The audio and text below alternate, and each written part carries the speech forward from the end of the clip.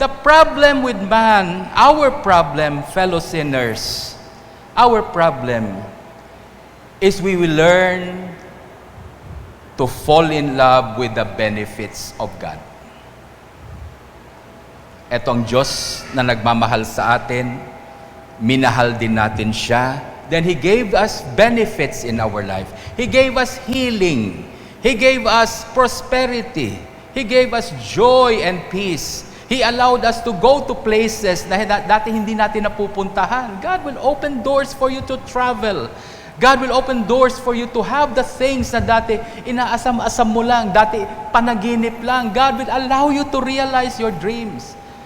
God gives you so much benefit, but the problem is when we are not careful, our hearts will easily turn to the benefits. We will love the benefits of God more than we love God. Yan lang ang problema dyan. The problem in that place, in the temple, was not that people were transacting business. It's just that they have already lost their sense of priority. That place is to be a place of prayer. My house, sabi ni Lord, my house is going to be a house of prayer. And the people forget that. Kinalimutan.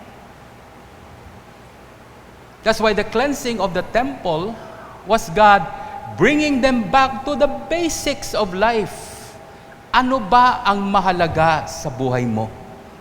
What is the supreme value in your life?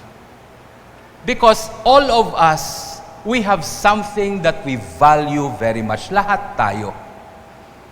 Lahat tayo, meron tayong binavalue talaga sa buhay natin. Ang tawag natin yan, supreme value. And the Lord was teaching us that if we're going to value something in our life, if we're going to value someone in our life, we have to value God first. He is the supreme value. He is the supreme good that we need to value. Bakit ba?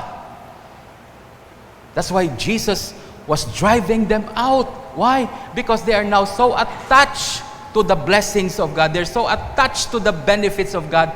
They have now forgotten God. And when that happens in the life of a person, your life becomes disordered. Alam ng Diyos yan. We look at the Old Testament reading today, binabalik tayo ni Lord sa commandments. Kung nagkakagulo yung buhay mo, tingnan mo yung 10 Commandments. I'm sure may isa dyan sa 10 Commandments that you are not doing. Tingnan mo lang yung 10 Commandments. That's the very basic of the spiritual life that we have. The 10 Commandments. Yan ang basic. Do not steal. You want to be happy, you want to enjoy the life that God has given you, do not steal. Do not commit adultery. You know? Kaya yan ang basics natin. God is bringing us back to the basic. Bakit? Nagiging komplikado na yung buhay natin. Yung mga priorities natin, nagkakaletse-letse na yung priorities natin. Kaya ang buhay natin, ganun din minsan. The blessing of God is supposed to make you happy. Blessed is the man. Blessed is the man. The word blessed means happy is the man. Pero bakit hindi na tayo happy? And I know, pag hindi na tayo happy, magkakagulo tayo, mag-aaway-away tayo. You know, yung gulo sa loob ng bahay, yung gulo sa loob ng simbahan, it always starts with the heart. A heart that is not happy. A heart that is not blessed anymore. It begins there. Diyan nag-uumpisa yan. We look at the Old Testament today. Ang sinasabi sa Old Testament, there are 2 tables of the commandment. There are 10 commandments. Di ba? 10 utos ng Diyos. There are 2 tables in that commandment. The first table speaks of our relationship with God. The rules of our relationship with God. The second table is about our relationship with one another. Yan ang basic natin. Ang unang sinasabi doon, it's about your relationship with God. I am the Lord your God. You shall not have any other gods before me. I am a jealous God. Yun ang sinasabi dito.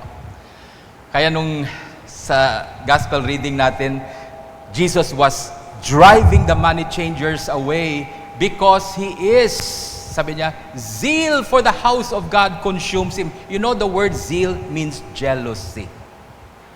God is jealous. Now, yung jealous na word na yan, hindi yan kagaya ng jealousy ng tao. Iba yung jealousy ng Diyos. That's why the first commandment that God gave us, sabi niya, I am the Lord your God, because He is the jealous God. You shall not have any other gods beside me. Bakit sinabi ng Diyos yan? Insecure ba siya? Uhaw ba siya sa pag-ibig? Kailangan niya ba tayo mahalin siya? You know, first thing we have to realize, God does not need us. We need God. Without man, God will still be God. Pero ang tao, pag wala ng Diyos sa buhay niya, hindi na tao yan. May mangyayari sa'yo. God does not need us. God does not need our love. But why is He jealous? Why is He telling us to worship Him, to love Him above everything else? Because God knows, pag hindi mo inayos yung puso mo, kung hindi klaro sa buhay mo kung sino ang sinasamba mo, then your life will be disordered. We have to be sure, we have to be clear, sino bang sinasamba ko? Sino ba ang minamahal ko lubos? Who is the supreme good in my life? Who is the center of my life? Yan ang alamin natin.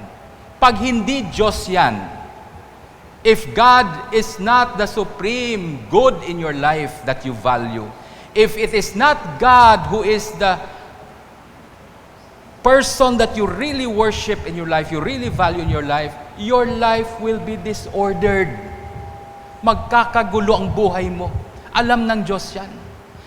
That's why He is a jealous God, not because He's insecure, but because He loves us so much, He knows. Alam ng Diyos na tayo ay sasamba at sasamba. Ang question lang, anong sinasamba mo at sinong sinasamba mo? That's the question there. If we are left to ourselves, hayaan tayo ng Diyos, ang daming bagay na magiging importante sa buhay natin. Pinakahuli ang Diyos. Sigurado ako. That's why anything that we love, anything that we become so obsessed with, ay ang problema ng tao. We are so preoccupied with the things we value so much in life. What is that? Hindi naman masasama yung mga bagay na minamahal natin.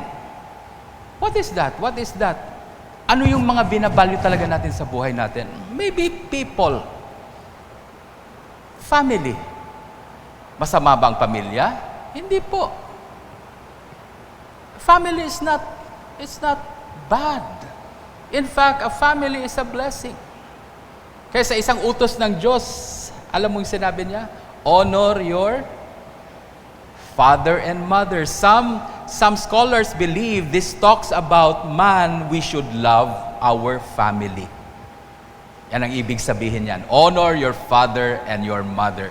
That commandment teaches us to love our family. Kung hindi mo kayang mahalin yung nanay at tatay mo, paano mo mamahalin yung mga anak mo later on? It begins in the home. You know? Family is not bad. Family is good. But when we begin to love our family more than we love God, when we begin to put our family on our priority list more than God, it becomes a problem. There are many Christians today, they will worship their family Akala mo Diyos ang sinasamba nila, but it's their family. You know? What else? We have so many things in life. Our business. Masama ba may business tayo? Masama ba may career tayo? It's a blessing from God. But do not turn your heart to them. That's why ang sinasabi ng Diyos sa atin, you should love the Lord your God. You shall have no other gods, because anything that we love equally with God becomes an idol to us. Then we fall into idolatry. It could be your job. It could be your ministry. Marami na akong taong nakikitang mahal na mahal nilang ministry more than they love God. I know people who do ministry all the time. Nasa simbahan nagmi-ministry, but they don't talk to God. Hindi nagdadasal. Hindi nila kinakausap ang Diyos. Anything or anyone that you would love equally with God is an idol. If you have an idol in your life, that idol is what you worship in your life. Maybe pwede mong sabihin, ang Diyos ang center ng buhay ko, ang Diyos ang sinasamba ko, but in reality, you worship other things. You worship yourself. There are people who worship themselves. Mas importante sila kaysa Diyos.